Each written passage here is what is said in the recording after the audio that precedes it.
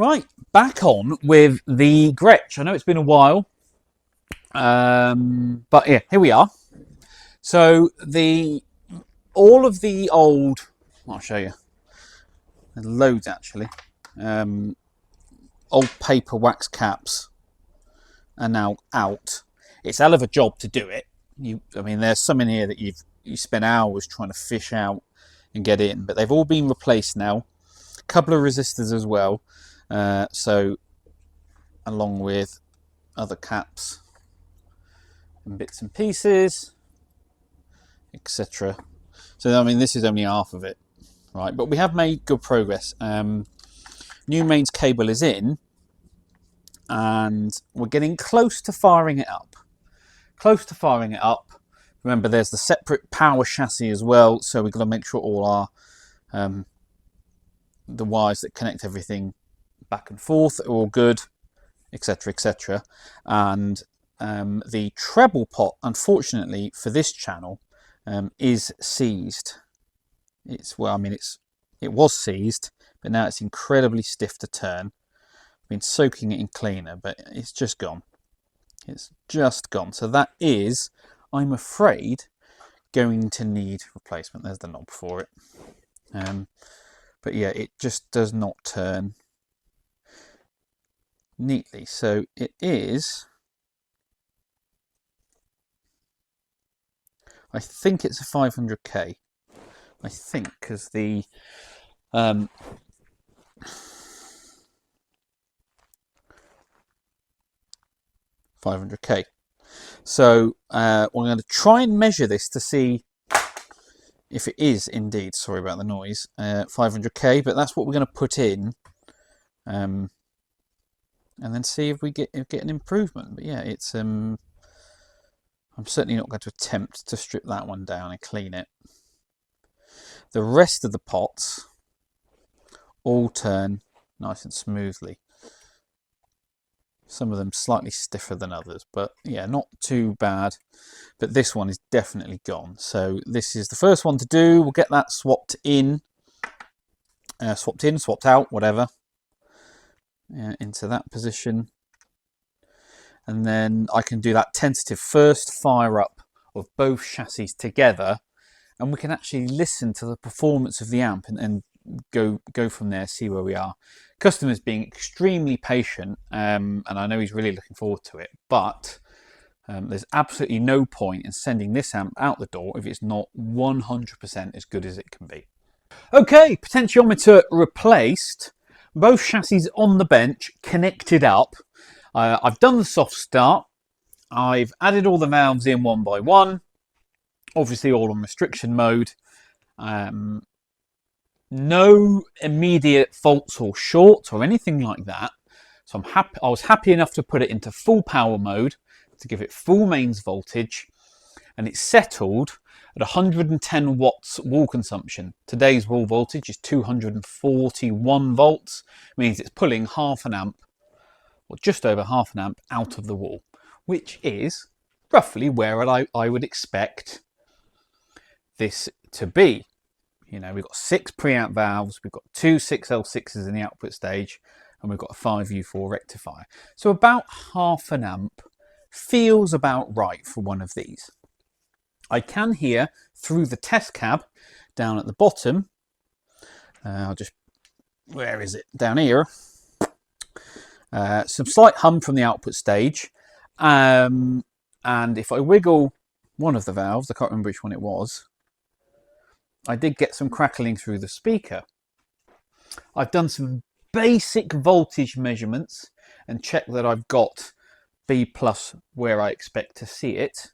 However, we're getting no signal flow through the circuit, which is really interesting. I turn any of the controls and I hear zero change in the output of the amplifier. So where do we go from here? Why does this amplifier not pass any signal? Well, there's many different ways to diagnose that, and my favourite, of course, is what I call signal tracing. We inject a signal into the front end, and we're going to go through with the oscilloscope and find out exactly where in the circuit the signal disappears, and that will give us a clue. Once we fix that issue, we keep going all the way through until we get a signal coming out of the speaker jacks. Okay, now I'm just going to do a couple more voltage checks. I mean, the wattage consumption is now remaining stable at 110.6 watts. So the amplifier is not doing anything strange. It's not having surges of current draw or anything like that. So it is nice and stable. But that does not mean that it's good. We've still got further checks to go. Remember, the amp only came with 5 of the 6 12AX7s required. So I've fitted a JJ into this position here. They are all warm, although curiously, I can't see heater glow on any of them. Oh, I can. Tell a lie, it's just the lighting. Ignore me completely. So next checks for me, I'll just do a couple more voltage checks, and then with the schematic, I can inject a signal. We'll pick, for example, this top channel here. We'll inject a signal here, and we'll just signal trace all the way through, working out where our signal disappears. Well, I actually feel a little bit sheepish, but you know, here we are. So, signal tracing method. Hopefully you can see I injected here. I followed it all the way through, all the way through. And you see we get to pin 2 here. The signal appears here. Sorry, it wasn't appearing here, but if you look, here's the standby switch. The standby switch doesn't switch off the B+ as you'd normally do. It's a proper mute switch. Isn't that fantastic? So when the wiper, the leaf, is in either of the outside positions, it shunts your signal to ground. When it's in the middle position, the signal has nowhere to go but into the following stage. So with the standby switch in the right position, driving 4 ohms, as you can see on the scope, we have output. And I'll just get you in there to show you. In fact, there's probably a better angle for you. Bit of an odd sine wave at the moment. I'm still working on that. But into 4 ohms, as the output transformer is now wound for, do you remember we did it for 4 ohms? I'm getting 10, I can get 10 volts RMS with a tiny bit of round off. So 10 times 10 is 100 divided by the 4 ohms is 25 watts. Wonderful. That's really, I'm really pleased with that. Really pleased with that so far.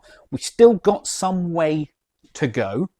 We've still got some tweaks and adjustments and improvements to make. This amp is nowhere near being ready to go out the door.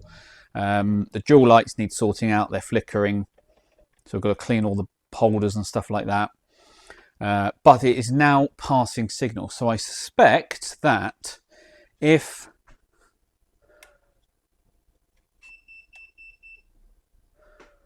I'm gentle with it, we could swap that out for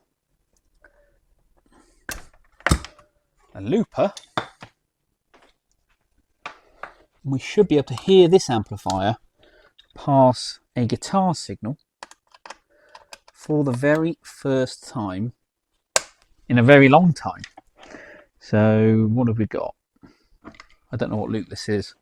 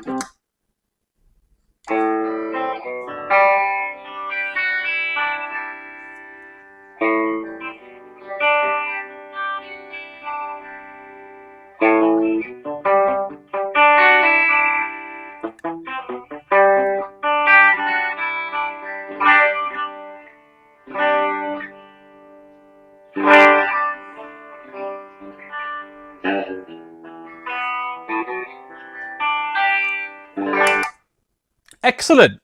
We have signal. So I need to go through, check all of the inputs, both channels.